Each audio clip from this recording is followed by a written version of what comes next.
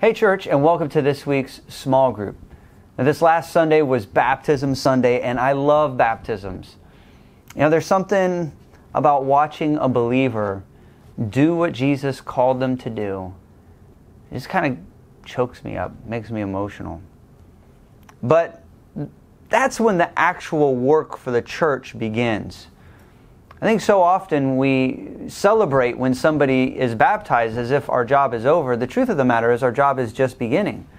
Remember when Jesus said to us, He said, go to all the world, making disciples of all nations, baptizing them in the name of the Father and the Son and the Holy Spirit, and then teaching them to obey everything I have commanded.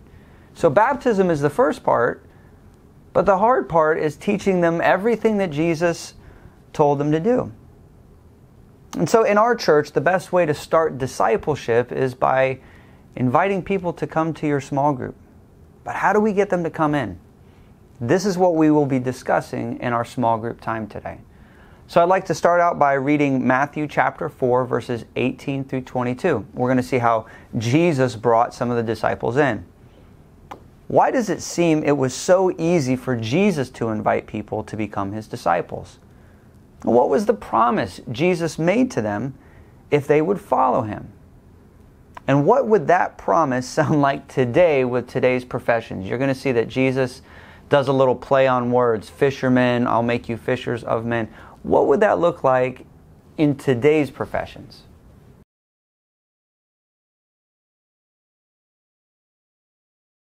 Jesus told the fishermen, I will make you fishers of men. But what would He have said to an electrician? I'll make you a conduit of God, a lawyer. I'll make you a defense attorney for all of humankind. The nurse, I will make you a healer of souls. Or even a plumber. I'll make you the flusher of sins, right? But why did they trust Jesus right away? What was it about Jesus? All He had to do was say, come follow me. And they were like, I will follow you. I mean, did He have some kind of a voodoo or magic potion? Well, the truth of the matter is that this story, Matthew condensed it down. He was just trying to get through in 5 verses so he could get to the next thing.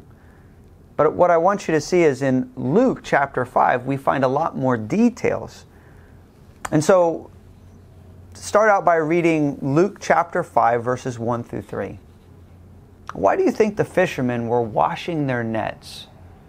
And why do you think Simon, who's called Peter, was willing to let Jesus preach from his own personal boat?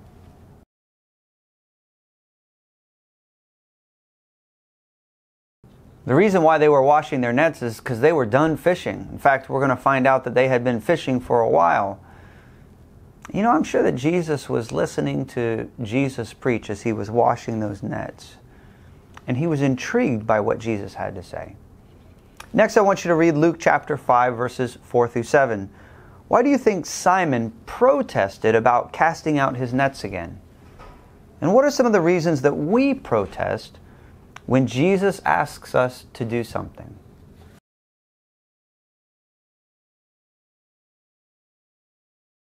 I don't know what answers you came up with, but I think that Peter protested because he was a fisherman and Jesus was not. I mean, a carpenter telling a fisherman how to fish? I think he protested because he was tired from fishing all night long. And he had just washed the nets. You know, I don't want to have to get them dirty again for no reason. Just want to go home and relax. Do any of those things sound familiar to you? Don't we say that sometimes? You know, man, I'm the professional Jesus. Or I'm tired because I've been working so hard. Or, you know, I just finished this and it doesn't work. What was the purpose of this miracle? And who were the partners that had to go rescue Peter and help him with the catch? Now, you may have to look at some of the other verses to figure out who the partners were, but this is important.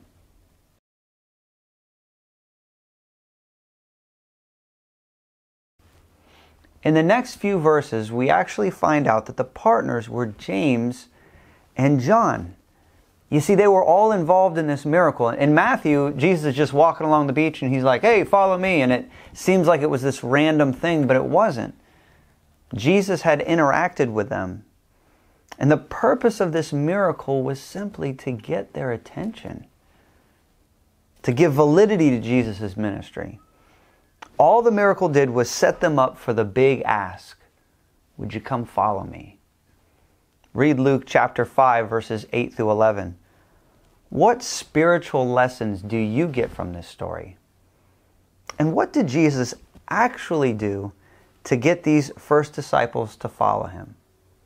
Go a little bit deeper than just, he did a miracle.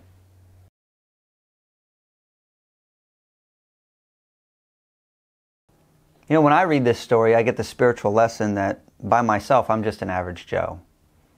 But when Jesus is with me, I can do amazing things. You see, Peter was just a regular fisherman. But with Jesus, he was an amazing fisherman. And Jesus probably thought that that kind of catch was impossible. And he also thought that it was impossible for him to bring people to God. But see, Jesus proves to Peter that for man, these things are impossible, but for God, all things are possible. So what did Jesus actually do? Well, Jesus did a miracle. But what he actually did was he created a connection between himself and Peter and Andrew and James and John. So what can we do to create a connection with people who should be in a small group with us? And if people in our church do not get connected with a small group, what eventually happens to them?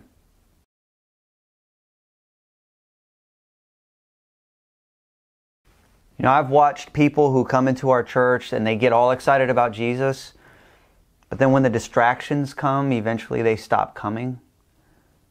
But you know, people who go to a small group stick to the church because they're part of the family. I would encourage you to invite someone from church to go to lunch on Sunday afternoon, or find a common interest, basketball, golf, movies, whatever it is. And invite some of your small group with you, and invite this person with you. And before you know it, you'll have a relationship that will allow you to invite them to church. Would it be possible for each member of the small group to invite one new person from church to small group next week?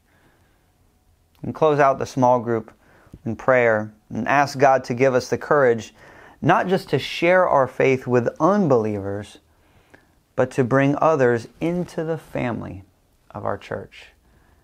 God bless you guys. We'll see you on Sunday, and don't forget, invite people to your small group.